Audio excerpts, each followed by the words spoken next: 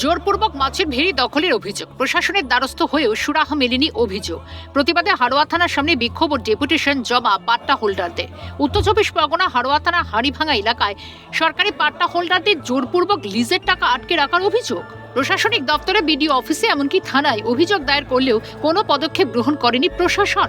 প্রতিবাদ করলে মারধর, হুমকি ও বোমাবাজির অভিযোগ খালসা বালান্দা পঞ্চায়েতের সদস্যের স্বামী তথা ব্লক যুব তৃণমূলের সহ সভাপতি মিলন মোল্লার বিরুদ্ধে।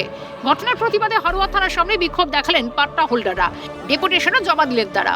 আমাদের ঠিক মতন লিজ দেয় না, লিজ সব জায়গায় 20-25 হাজার টাকা লিজ, আমাদের মাত্র 7,000 টাকা লিজ। নতুন করে চুক্তি না করে মাছের ভেড়িতে জল দিয়ে দখল করার অভিযোগ। সাধন বিশ্বাসের দাবি 5টা গ্রামের 120 বিঘা মেছো ভেড়ি তাদের ফিরিয়ে দেওয়া হোক। অভিযোগ ঠিকমতো লিজের টাকা দেওয়া হয়নি, অন্যান্য জায়গার তুলনায় ভেড়ির লিজ অনেক কম দেওয়া হয় তাদের। নিজস্ব জমি তাদের ফিরিয়ে দেওয়ার দাবি তুলেন বিক্ষোভকারীরা। 5টা গ্রামের জমি মিলন মোল্লা করে, কিন্তু সে মিলন মোল্লা পয়সা প্রতি বছর দেয়, কিন্তু কত যে সেটা আমরা জানি না।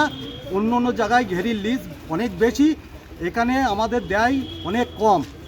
আর প্রত্যেক জমি মালিকরা চাচ্ছে ওকে আর জমি দেবে না, ওই জলকর ওকে দেবে না, তারা নিজেরাই করবে বা অন্য কাউকে দেবে।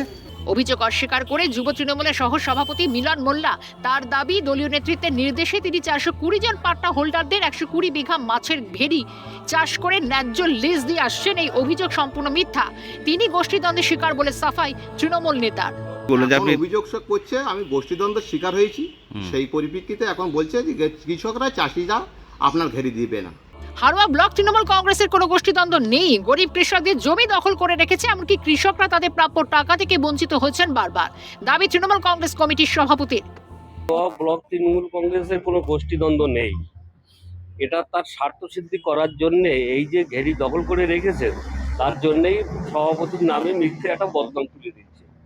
কৃষকরা ওই আজকে মিলন মোল্লা 6 বছর ধরে এই ঘেরিটা করছে এবং কৃষকরা টাকা পাওয়ার থেকে অনেকভাবে বঞ্চিত হয়েছে, তাদের সঠিক টাকাও তাকে দেওয়া হয়নি, প্রয়োজন মতো তাদের টাকা দেওয়াও হয়নি। সুবিধে অসুবিধে হলেও মানুষ যে তার কাছ থেকে বঞ্চিত হয়েছে, ফিরিয়ে এসছে, তাদের তাড়িয়ে দেওয়া হয়েছে।